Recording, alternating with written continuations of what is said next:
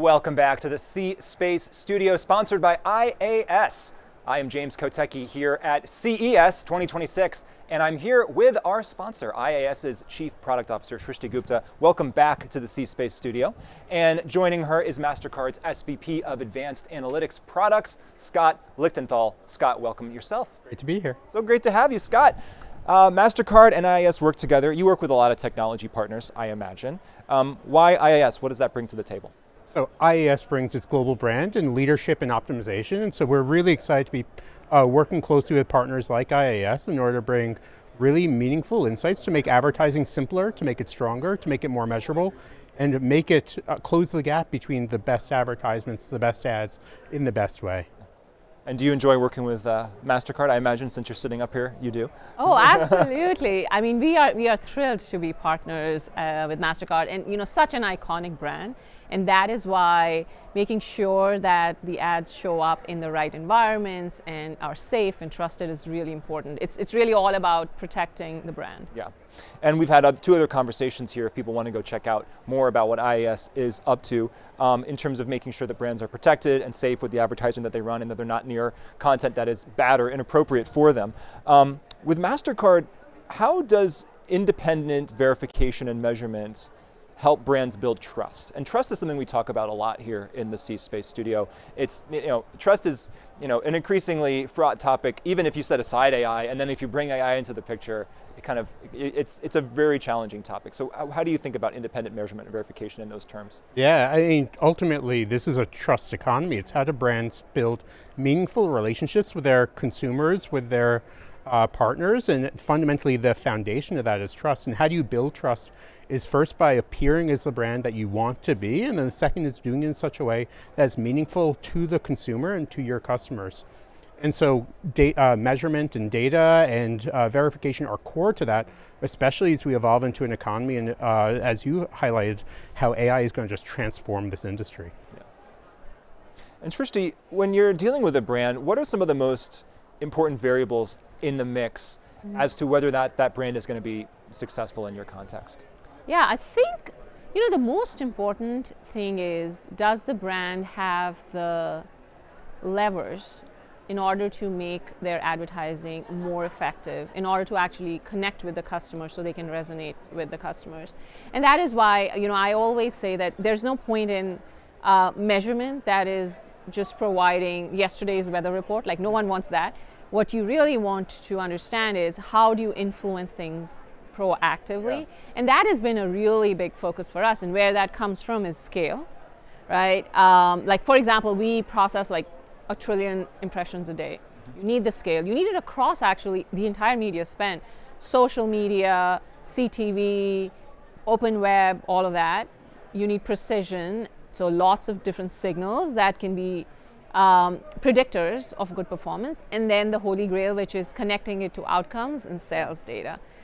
Because ultimately it's all about driving that ad effectiveness, and without the outcomes data, it's a bit of a hope and pray.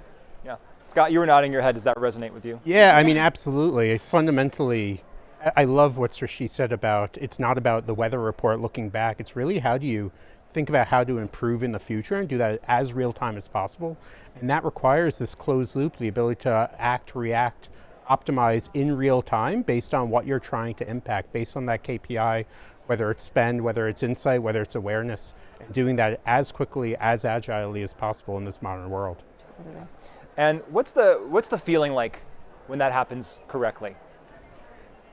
I mean, think about it from both a consumer and a brand standpoint, but from a consumer, it means you're building a more meaningful relationship with the brands that you're interacting with. Yeah. It means that you're seeing the right information, the right ads, the right content in the right way that's meaningful to you as a consumer. No longer are you going to be buying a lamp on your favorite retailer and getting an advertisement a week later for, have you thought about buying a lamp? Yeah. Really, it's about optimizing in real time and building those more meaningful, trusted relationships. And I do wonder, even on a subconscious level, if that lamp example, if that does kind of reduce trust, right? Because it's like, oh, well, they didn't even know what I just bought from them. So like, it's kind of, maybe it's like psychological, maybe it's short, maybe it's it seems like a minor thing, but over the long term, those things add up. Like all those trillions of data points, they add up. And so when all that comes together and you apply AI into the mix, how is AI a part of how you are reducing false positives, which is a really interesting topic. And I'd love you to maybe just to explain what a false positive would mean and how AI can actually help combat that. Yeah, so I'm actually really glad that Scott brought the consumer into this conversation, because what happens very often is when we are talking about digital advertising, we start talking so much about the nuts and bolts of how it works, and we forget ultimately what we are trying to do is build trust with the consumer and influence the consumer. And when an AI becomes even more important, because we all know that there's so much AI slop right now. So how do you actually really figure out what's working versus what's not? And the way we look at it is it's really important for the models to be extremely nuanced. So our approach is multimedia classification, which is looking at all the content in its entirety, which is the text, the video, the audio, the metadata, all of that. And then more importantly, providing brands the ability to actually see the why behind the recommendations. So we call it explainable AI. It's really important and core to us, which is, can a brand understand why a decision is being recommended? And that is where they're able to either say, yes, I accept it, no, I don't, or tell me more.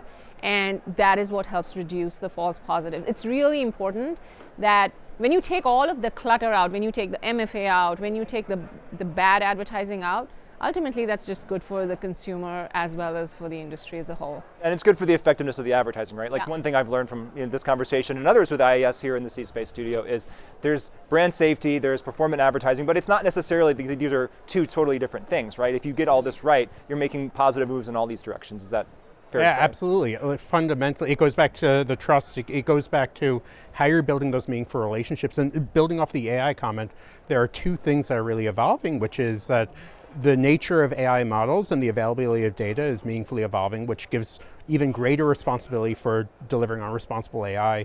But also, there's an evolution in terms of what content and looks like in publishing networks and in the public web. And so it really brings an increased requirement for building, for having trust and having verification of where your ad is showing up. And so those two trends really are coming to a nexus where explainable AI, responsible use of data, privacy-centric approaches are becoming more and more important for you to be able to thrive as a business going forward.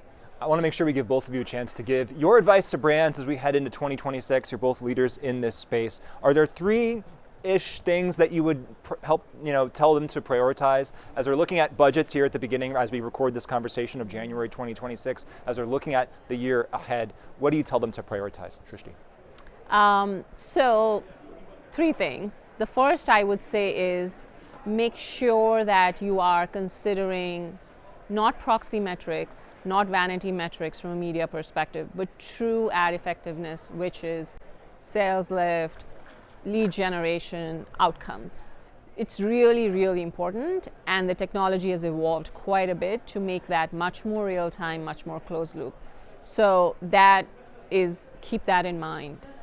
The second would be ask for more transparency, especially as it relates to, for example, CTV spend growing up, increasing quite a bit, but the metrics haven't really caught up from a transparency perspective. It's extremely expensive media and advertising. You don't want to waste it. The cost of a wasted CTV impression is very high, almost 10 times that in display, so you want to make sure that you are keeping an eye on that. And then third would be, going back to what Scott was also saying, but ethical and responsible AI is really important. Explainability and transparency is really important. And I think brands should be asking those questions of their vendors. You want to utilize the tools, but you want to make sure that you understand the why behind that. And Scott, we only have less than a minute left, so I want to give you the last word, and I'm going to give you the choice. You can either answer your version of that question, 3 things you think brands should think about for 2026, or I'll ask you a new mystery question. What do you choose? I was going to build off of those three, Okay. so maybe it's because very similar, but building off of it, you should be investing in those items that will pay back through disruption.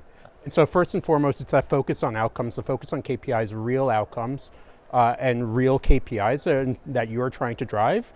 Number 2 is going to be the optimization and real-time effect and having that ability to impact those KPIs. And then number 3 is those practices and standards that you can influence and will allow you to be responsible in times of disruption. So if you can build yourself to be resilient through disruption, it will help you thrive through that disruption. Well, thank you so much. What was the mystery question going to be? I guess we'll never know. Scott Lichtenthal of MasterCard and Srishti Gupta of our sponsor, IAS. Thank you both so much for coming to the C-Space studio. Thank you, Thanks James. for having us. And thank you so much for watching. I am your host, James Kotecki. This is CES 2026, and this is the C-Space studio. More coming up after a short break.